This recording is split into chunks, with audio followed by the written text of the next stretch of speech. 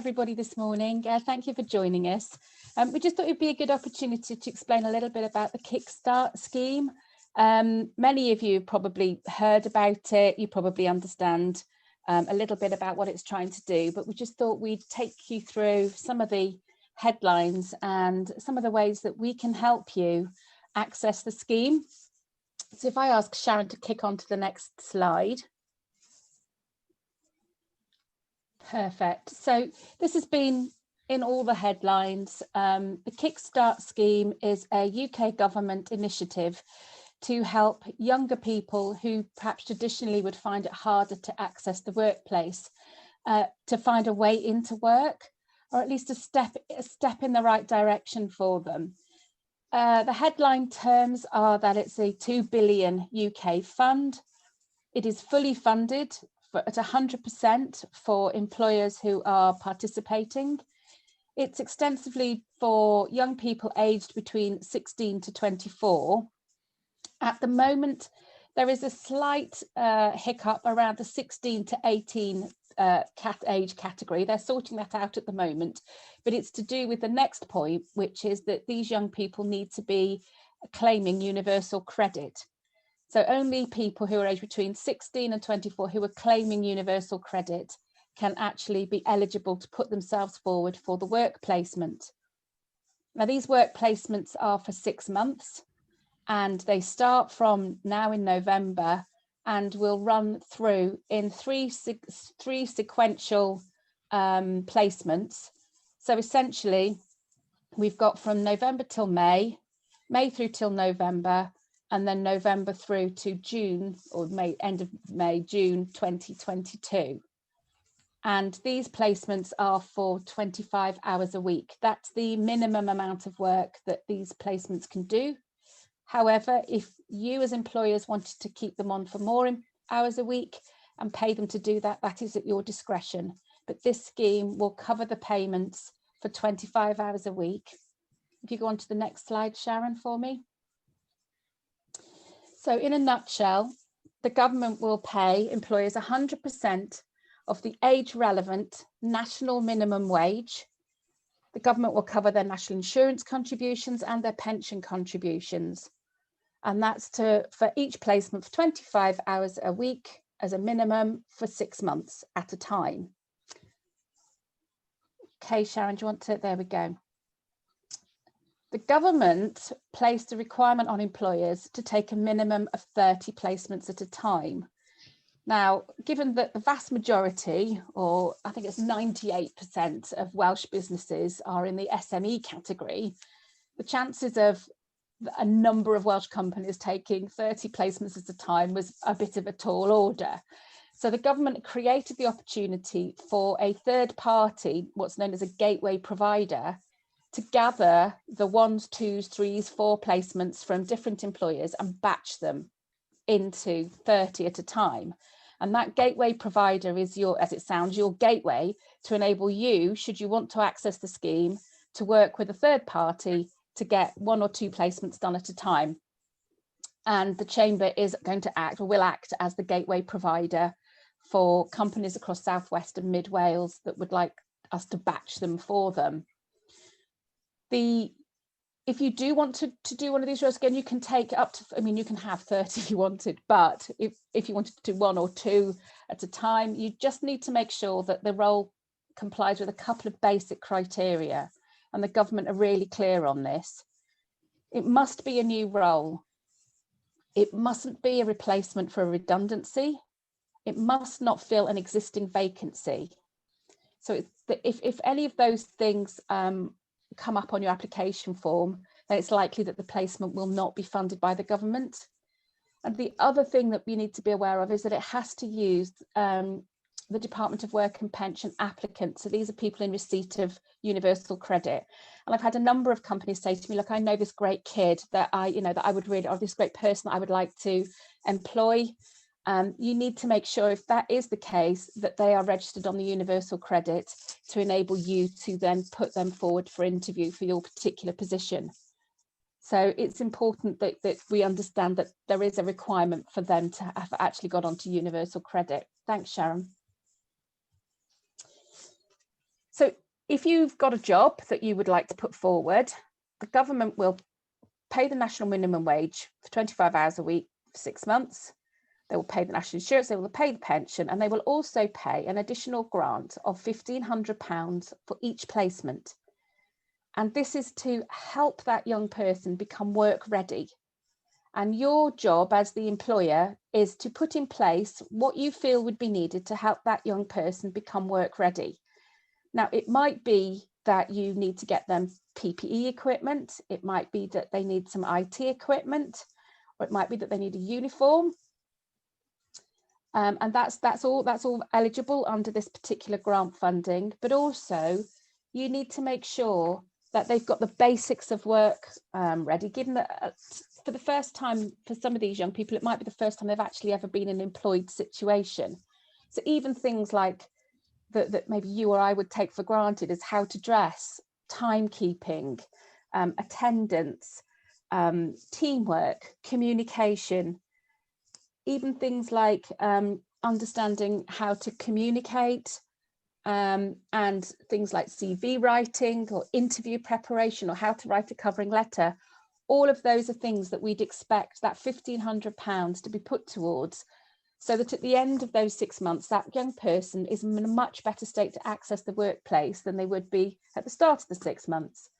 And it's the reason I'm making a bit of a comment about that is that as a gateway provider, there are a number of gateway providers out there who are training providers, and they would probably ask to take that £1,500 back from you as employers and put it towards a series of training that they have ready to support your young person into the workplace that you've suggested.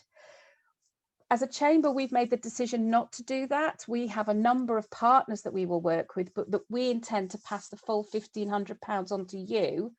But it does mean that you would need to tell us, because we need to verify that you are putting that £1,500 towards skilling and enabling that young person to access the workplace better. It isn't cynically it isn't a way of actually improving your entire IT system, but there is some room there to enable you to provide equipment that's needed. And we would, as a chamber, we would pass that £1,500 on to you. If you go on to the next slide, Sharon. A quick overview of the process, and again, we can share these slides with you.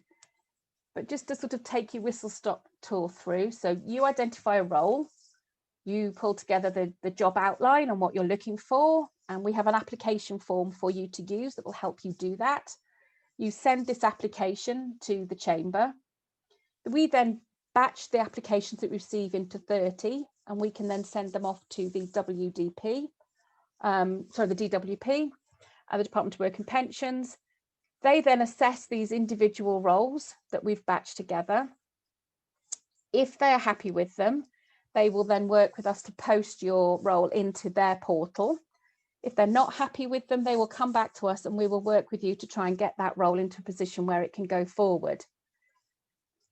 The DWP will put your role into their portal. Now, their portal is basically where all the young people on Universal Credit who've said they'd be interested in accessing Kickstart, this is where they've got this is their job, this is like the job match part of the process. And the DWP will work with the candidates and with the roles, and through the job centres and through their work coaches, will look to marry up people with the right skills for your particular role in your location. And at this point, there's a few ways that you can work. You can either take all of the applications and sift through them yourselves. You can ask your local job centre to sift through the best ones and give you a shortlist. But essentially, it's like any kind of job application process. You're likely to get a lot of candidates, and you can sift through the ones that will work for you and identify the ones that you'd like to interview. The DWP will help you with the interview process if you need that. And eventually you get to a position where you've identified the candidate for the role, and we've agreed that that candidate and your job role go together. At that point, the DWP will contact us as the gateway provider, and we will confirm all the details with you. And at that point, we will be able to send you the £1,500 grant funding, as I just mentioned earlier on. We need to just verify with you how that is spent.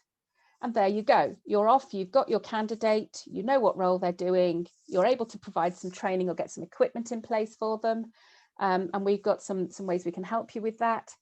The critical thing from your point of view in terms of cash flow is that the DWP will only pay you once you've paid the candidate. So there is a bit of an issue here in that you get paid in arrears. And it's important because I know for a number of companies where cash is really difficult at the moment, you need to make sure that you've got enough to pay the candidate for the minimum wage, and then it gets paid back to you. And the reason it's done that way is that the DWP will check on the HMRC website or with HMRC details that you've actually paid the candidate. So that once you've paid that placement or candidate, once you've paid them, we will get sent the money as the gateway provider, and we will then pass it on to you. So there's some checks and balances in all of this, which means that the DWP need to make sure that you've paid them before we can pay you, and we will send you the money. They will pay us the salary, and then we will send it on to you. And at the end of the placement, you may then have already started to think about the next placement in the same position, because essentially this position will run for 18 months. So you could have 3 people in the same position, or you may decide that you want to change and do a different placement for a different part of your business. But at the end of all of this, there is a route for, as I understand it's being developed at the moment, a route for apprenticeships. So there's partners working here to help you work with that young person and maybe either place them as an apprentice with you, or if that doesn't work for your business, look at ways of putting them into a pool that will enable them to access an apprenticeship with somebody else based on the job role that you've given them. Sharon, do you want to take us on to the next slide? So the reason that the Chamber put themselves forward for this was that, as you all know, we're an SME ourselves. So we understand the challenges faced by an SME of accessing a bigger government programme. And that's why we wanted to make it as easy as we can for you to apply. We are the private sector, you're the private sector, we understand the challenges you have, so it's a no-nonsense approach that we would like to create with you. We're looking to get the batches of 30 quickly so that you're not held up waiting for us to accumulate a batch of 30, and we're working with a number of other gateway providers to look at ways we can do that, because we could see there being a potential glitch that maybe one gateway provider has 25 and we have 25 and neither of us can go forward. But if they gave us 5 of theirs, we could put them forward, and next time we'd give them 5 of ours and they can put them forward, so that we can just try and work it as best we can behind the scenes, if you like, to get the batches through quickly by using a number of other partners if we need to. We then can basically be your conduit, we're your connector to the DWP, and I've already had a good chat with Ian, who is the DWP contact for Cardiff, and we've got contacts for West and Mid Wales as well, so that we've got the full range of DWP contacts that we would need to cover the Midwest and South Wales patch. As I said earlier, we will pass all the £1,500 on to you. We are looking to work with some respected partners to support your training. So rather than just hand over the 1,500 and say, go on, off you go, see what you want to do with it, we're going to get some partners, trusted. These are brands, I'll show you in a second. These are brands that you will know, people that you will know. And Chris from University of South Wales, I think, is on the call here today as well. They're one of the partners. And they will have a suite of different training packages that you can talk to them about, and they will explain how much those packages are so that you can then pay them direct if you want to use them to help you with some of the training that you've got the £1,500 for. The other reason that the Chamber has decided to do this is because we're part of the accredited British Chamber network. So whilst we're standalone and independent, if we hit any glitches or had any problems, we can put that into the wider network. And we've been working very closely with Edinburgh Chamber of Commerce, because they're quite a long way away from us, to work our way through this together as a sort of a buddy scheme. So if there's any issues that you had that weren't immediately obviously how we'd answer them, then we could go into the British Chamber and ask them to get those answers quite quickly. And it's important that you get the payments quickly. And because we're a small organisation, and because we've obviously have a track history of doing government grant schemes. We haven't done them for a number of years, but we did. Kat, who's also on the call here today, we're looking at ways of getting the payments to you as quickly. As soon as we get them out to you as quickly as we can, so that you're not waiting for our accounting processes to pay you. Okay, Sharon, and there's some of the training partners. There's 4 at the moment that we're in discussion with. The NPTC group of colleges obviously have a presence in West Wales and in Mid Wales. The University of South Wales has a really strong presence across the whole of South Wales. Cardiff in the Vale, as the name suggests, has got a good profile in Cardiff, and the Open University has a range of online modules which are for entry into the workplace. These are not like degree level modules. These are, you know, modules for entry. These are online training modules that we can access. So a lot of this training will probably be on a platform like this, over a Zoom call for the young person. I'm guessing there probably isn't going to be the opportunity to do that much face-to-face, but we're also looking at creating some modules that they could just go in and complete, and that you would be able to just see that they've completed those modules, essentially a sort of a guided learning as opposed to sort of interactive Zoom sessions. So it creates a range of places for you to go. Thanks, Sharon. So in a nutshell, the reason that we're doing this is that this is, as a chamber, this is what we do. We're here to help facilitate growth for Welsh business. And I'm guessing that you're on the call here today because you're interested in trying to find some additional capacity to put into your business with a view to trying to grow some area of the business that perhaps you haven't been able to do so far. You're just, you know, thinking about different things that could be added into your business. And the way we do this as a chamber is that we're looking for business solutions. And I think the Kickstart scheme is a really good business solution for a number of smaller businesses to test the capability and the capacity to add some additional support into your team. Now, these young people are not going to be they're not going to be plug and play, for want of a better word. They're going to need some help. But if you're prepared to put the time in and help them, then I think you'll get some really good results back from those individuals, and again, add some capacity into your organisation. Thanks, Sharon. As members, many of you will have probably seen this slide. It just gives us the credentials in this space, really. Obviously, we're working with members who collectively employ about 100,000 people. So we're hoping that across our membership, there will be quite a number of those coming forward to put forward additional Kickstart placements. And as I mentioned, we're working across the British Chambers network too, to provide that insight and support when we need it. Thanks, Sharon. There we go. So in a whistle-stop tour through Kickstart, that's what it is, how we're going to administer it, and I'm happy to take any questions. If I don't know the answer, I can at least write them down and get back to you with the answers, or Kat may know the answer. There's nothing that's appeared in the chat, Heather. No, I've got the chat open in a separate out. So over to you guys. It was the floor. Any questions? Any observations? Oh, one comes to come in now. Are there any deadlines on this? No, the only deadline on this is that the last placement needs to be put in place by December 2021, because they are 6-month placements. So the only deadline really is that you can't put a placement for 6 months in after that time.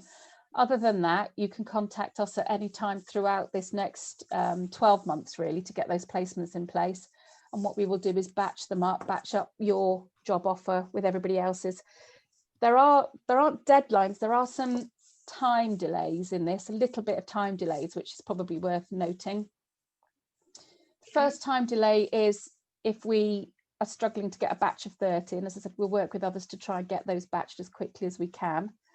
And the other time delay is the time it takes the DWP to verify the job and to come back. And at the moment, it's about a 4 to 6 week delay, but they're hoping that that will be speeding up as the process builds up a sort of muscle memory and a momentum. But at the moment, there's about a 4 to 6 week delay in getting from the time we submit the batch to when the placement is agreed and in place. If that makes sense. Okay, they're coming in thick and fast now. Yeah, let's have a look. Starters be home workers? Yes. Yes, they can. On the form, you just need to say that where they're going to be based.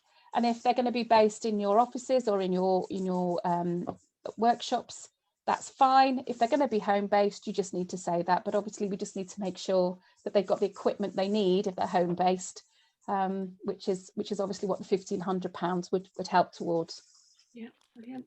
What about holiday entitlement? That's a very good question. I don't know the answer to that. Kat will write that down and we'll find out about that. Yeah, brilliant. I'm assuming it's a similar. Yeah, to just a normal employee, I would have thought, but yeah. I assume that, but I don't know for specifics. So we'll let you know. Okay. Is the the one bit above, what if a candidate doesn't work out? Can they be replaced? Yes. The DWP know there is likely to be a slightly higher than normal failure rate on this. They get that. It may be that the candidate doesn't work out for the employer, or the employer doesn't work out for the candidate, and there is the opportunity then to recruit a different person into that position.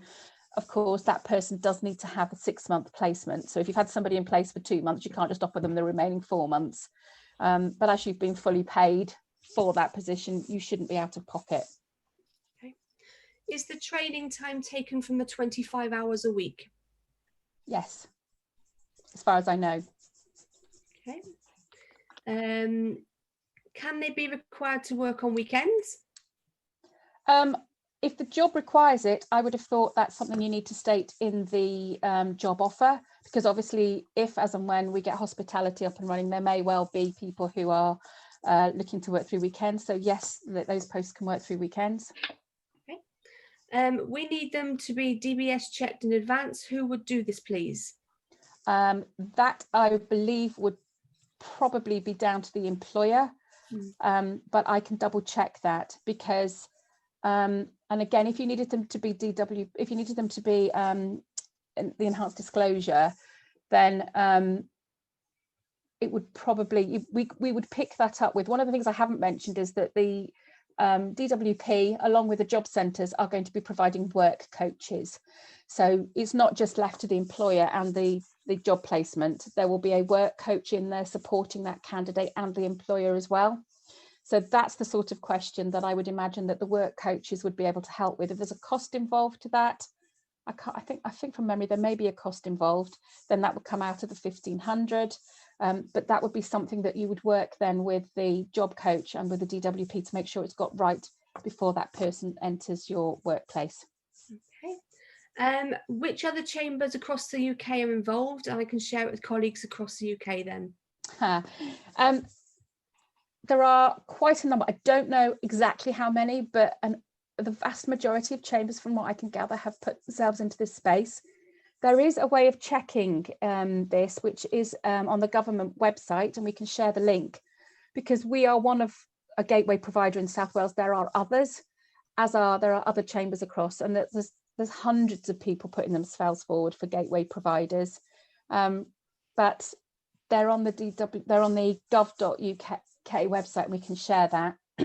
I don't know, certainly in North Wales, it's worth mentioning for any of you that have got a North Wales focus, that the West Cheshire North Wales Chamber is providing a gateway provider. So if you had a placement but you can use us for that as well if you needed to. So if you had 3 placements in South Wales and 1 in North Wales and you wanted to use us, that would be fine.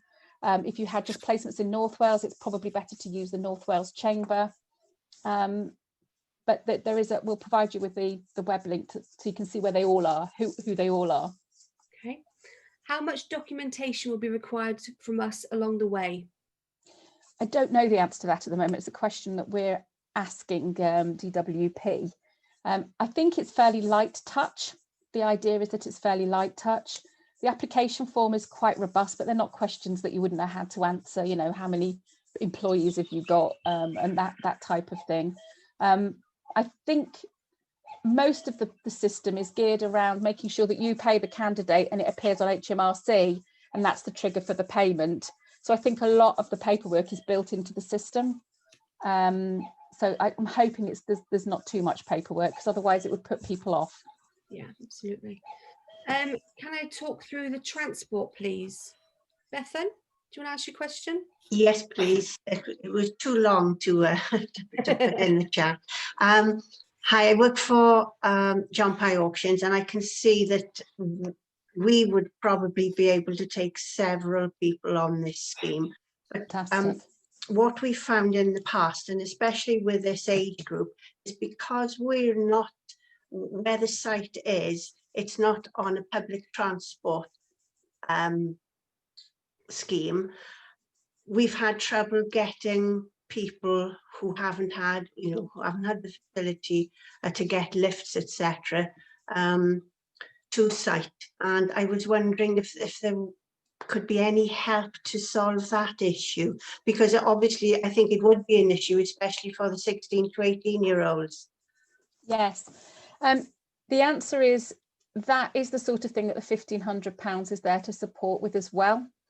Right. So it can cover transport and travel, as I understand it. So if you ended up with a situation where you had to provide some transport from a central point, so you had to bus people from maybe hire a taxi or something that would pick them up at a prescribed place that they can get to with public transport, then that grant would enable them to access the workforce. That would be a way around it. As far as I could see, if you said they've all got to be at this certain place that's accessible by public transport for I don't know, 8:30, and then you had a taxi, they'd all have to obviously put the masks on and make sure it was all safe, but that could be a way of dealing with that. And you're right, the 16 to 18-year-olds, it's really difficult for them if there's no public transport, and a lot of these people will probably not have independent transport, because it costs a lot of money to run a car. So that could be a way around it for you, Bethan. Does that answer the question? Oh, as long as we could use it for that purpose, that was the question, really. Then, as far as I know, that's what the £1,500 is for. It's also for to help them access training, etc. But if they needed to get into that then it I am right on that, Kat, aren't I? They can use it for transport. Kat's trying to unmute. There she is. Yes, I believe so. I can double check, but my understanding is yes, that it's there to support them and get them into the role. So that is part of getting them into the role, and also sort of like talking with the work coach as well in case there's any suggestions they may have. But yeah, my understanding is it is, but I will confirm that if you like, just to make absolutely certain. Yes, please, because that would be our biggest stumbling block. And as I said, I'm sure we would be able to take a minimum of 5 probably. So that's what I'd need to find. That'd be brilliant. So we'll let you know, Bethan, but I think we've got a fix there for you. Brilliant. Do any of the training providers help with online onboarding of staff? When you say onboarding, I sorry, I didn't see who did that question come from? Lloyd, it's me, just for sort of induction, because online induction of new staff is quite a hot topic at the moment, because it has to be done so differently to how it would have been done in the workplace traditionally. So that's an area that we're encountering that small practices, for instance, are struggling with. That's I get what you mean. Nothing to do with surfing, okay? No. It's like, well, I was thinking, West Wales, we could be on a board, you could buy a surfboard. I'm probably chance to be a fine thing. I know. I think if you work for there's quite a few surfboard companies down there, maybe, but I think they do. I mean, I think part of what the training providers will be looking at is a range of options that would include that, Lloyd, so that you could pick that as a module if you wanted to. But I think actually a lot of this stuff that we're looking to train the young people around is actually fairly basic starting information around what's expected of you in a workplace. So it is sort of an induction process, which would probably be useful to do early on in the placement. Thanks, Heather. Next one then, can you clarify, is the £1,500 per 6-month placement not per person? Yes, it's for every placement. I've been on other calls where obviously if you've got the same placement running for 3 concurrent periods, buying each individual one of those a new laptop is probably a bit transparent. So if you bought one for the first candidate, that laptop probably needs to obviously be cleaned, but passed to the next candidate so that you don't end up with 3 placements with 3 laptops. But yes, you get the £1,500 each time. So if you felt you wanted to invest in some equipment for the first one and then invest in some more training and some different things as you get to understand what the placement needs, that's entirely up to you. But yes, it runs per placement, not per job. Okay, brilliant. Is there any guidance on how SMEs will need to evidence that the placement opportunity is not filling existing vacancies and replacing redundancy during their application? Yes. Yeah, our application form basically gets you to state that, and we take your word for it because it forms a contract. So in the application form, we ask whether or not you've made any redundancies and what those were. We ask whether you've got any vacant posts and what those were. And if at any point it looks like there could be a conflict there between either an existing post or a redundancy, that'll get flagged up at that point. And so that would be a reason that your application may not succeed with the DWP, and we'll look at that too. So you will need to state that. And the form asks for, have you made any redundancies in the last 6 months? If so, what were these posts?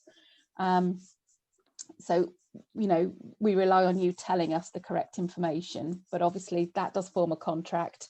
So if any of the information is later found out to be inaccurate, it does create a bit of a situation, which is something that would be investigated. And the question now from Rosalind is a 3-part one, so I'll do the 2 parts first. Can sole traders apply? Yes. Yeah. But there is a complication. So sole traders can technically apply, but it's quite hard for sole traders to if a sole trader is identified on Companies House, it's easier because you've got a Companies House number. If you're not registered with Companies House, you should be able to use your tax reference number. However, we are finding that there is a bit of an issue with DWP, not from within Wales at the moment, but nationally as people have put them forward, because they are working on a 1 to 3 rule at the moment, which means that you should have 3 employees in order to have 1 Kickstart employee. That's a rough rule of thumb that they're working on. So if you're a sole trader and you're looking to take on 15 Kickstarts, obviously that starts to create a bit of a question about what are the motives for taking on that many people when you're a sole trader. If you're a sole trader and you're looking to take on 1 or 2, we'd probably have to work with you with the DWP a bit more intensively to make sure that that is a route that's going to work for everybody. And that's the reason that there's a bit of an issue with the sole traders at the moment. Technically, it's open to sole traders, but we just need to do a bit more work with the sole traders at the moment to make sure that the DWP will accept the roles. And as a rule, as I said, they're working with it. I've heard it talked about, but I haven't seen it written down, that they're talking about a 1 to 3 ratio. So that's 3 employees for 1 Kickstart. But don't let that put you off because they're working their way through that at the moment. But if as a sole trader you told me you needed 15, we'd probably we would have to have a conversation, I think, just to say, well, how are you going to keep all this lot occupied? Brilliant. And the next part of that one is, can we publicly advertise our own Kickstart placements? Yes, you can, but they do have to be they have to be applied for through the DWP portal. So you can tell people, anybody that you know, that you think who would be a good candidate for you, but they will need to apply through the DWP process. You can't take on somebody from within your existing community and say, I'd like to take this person on.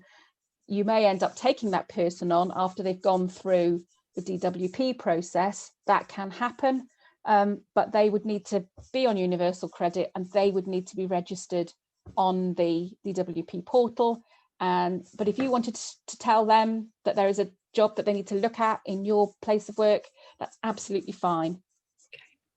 Okay. Rosalind, if you're on call, might want to explain this one. What are the plans for the money you acquire from Kickstart placements? Is that what your plans are? Rosalind there?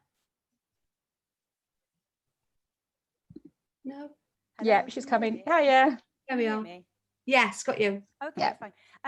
I believe that you get £300 per placement Yes, we do. as the representative. Or, what are your plans for that money that you acquire?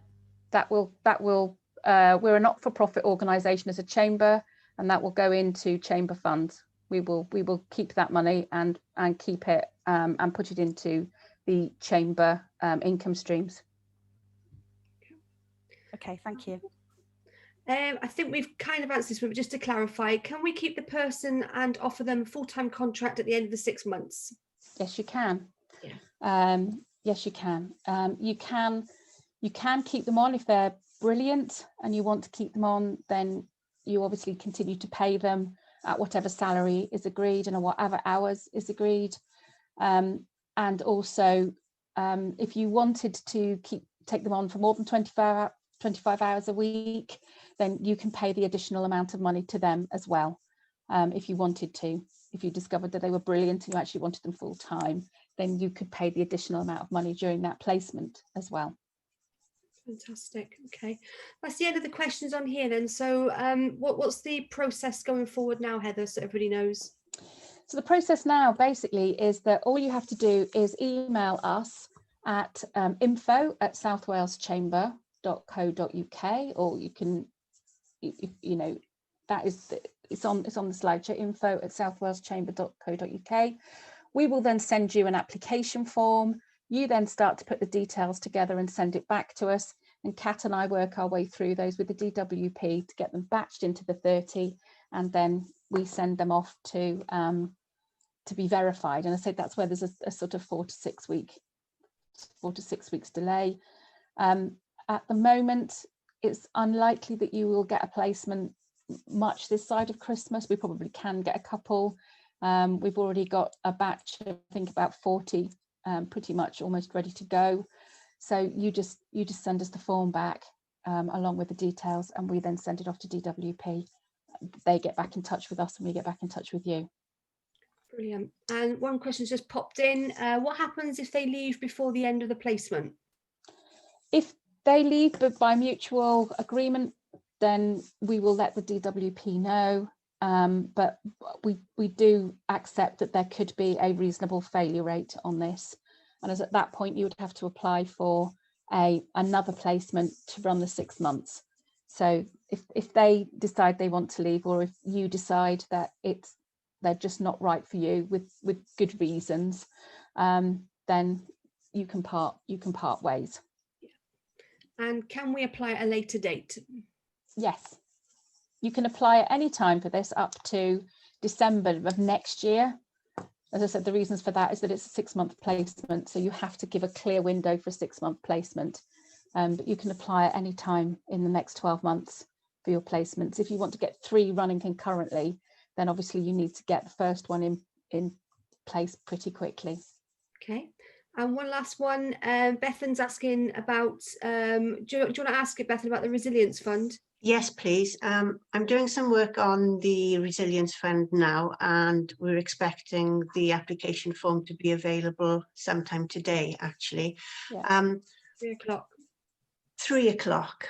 Thank you, Sharon. We're applying for several things, but a lot of it is going to be in connection with recycling. And we've identified that if we were successful with the Resilience Fund grant, then it would create 2 to 3 additional posts that we've already earmarked for the under 25s. Now, I was wondering whether these additional posts could come from this Kickstart scheme, or would they be standalone? I think we'd need to check that, because these are supposed to be new roles, but the fact that you've identified them, we'd need to have a conversation with DWP on that specifically, Bethan, just to see. I don't know the answer to that, because you've already identified that there is a role that you'd like to fill, but you've said that you wanted it for younger people. So we just need to have a question with have a chat with Ian at DWP and just say to him, how does this work? And I can connect you. We can, if we've got your details, we can put that question, Kat, we can drop an email to Ian, can't we? Just ask him, and perhaps Kat can get in touch with you separately, Beth, and just to check we understand the detail on that. I didn't know whether when we fill the application form, whether I'd actually be able to say that we would be looking to recruit these people from the Kickstart scheme. It's definitely worth finding out. Perhaps if you could, perhaps Kat, could you get in touch with Bethan today? Because obviously, if she wants to put the application in, we probably need to try and get hold of Ian today to help Bethan with that. Yeah, absolutely. I'll get in touch after the meeting and find out more details. Thank you. And one little question here, are the Kickstart applications standardised across all the gateway providers? It's sort of is the answer to that. Yes, there are some specific questions that we have to ask. So but we've created our own form asking the questions. But we've done that on the basis of a conversation we've had with Edinburgh Chamber, who we've looked at their form and we've sort of creatively plagiarized what they've done. So that there are some key questions that we need to answer, but we've done our own form with our own guidance in it that captures those, that we hope is an easy form for you to fill in. That answers that question. Okay, that's the end of the questions. Is there anything else anybody needs to ask? I would say if you've got any questions, just send the questions to info@southwaleschamber.co.uk, because although you can post in there the fact that you'd like to, have the application form sent to you, if you've got any questions, then Kat and I are monitoring that, and then we can pick those up and pick them up with the DWP and ask them and get back to you. So if you suddenly think, oh, I wish I'd asked, and what about, then just email it to us and we'll try and get the answer for you. Brilliant. Thank you, Heather. If there's no more questions, we will end it there. And thank you for the lovely comments coming through now as well about a great session. Thank you. And yeah, Heather, thank you very much. That was really helpful. No, I hope it was. I really hope that you use this opportunity, because it's a kind of a safe way to take on some younger people into the workforce. And I just think it's a virtuous circle that these people need mentoring. I know so many of our businesses want to give back. We're very civic minded, actually. Chamber members usually are very civic minded and looking at ways to support and help their communities. And this is actually a no financial risk way of doing that, which we very rarely get the opportunity to do. So I really hope that you consider how this could work for you, and that we get some applications from you and get some of our younger people supported into a workplace and an opportunity that they would ordinarily just not get, which I think is fantastic. Definitely. Okay, with that then, we'll wish you all a very good day, and any questions at all, by all means reach out to your account manager. Kat will be sending out the application forms very shortly, I believe. So yeah, good luck with everybody to get your young people on board. I think it's a fab idea. So thank you very much. We'll see you next week, and take care. Thanks very much. Thanks everyone. Bye. Bye. Thanks, bye.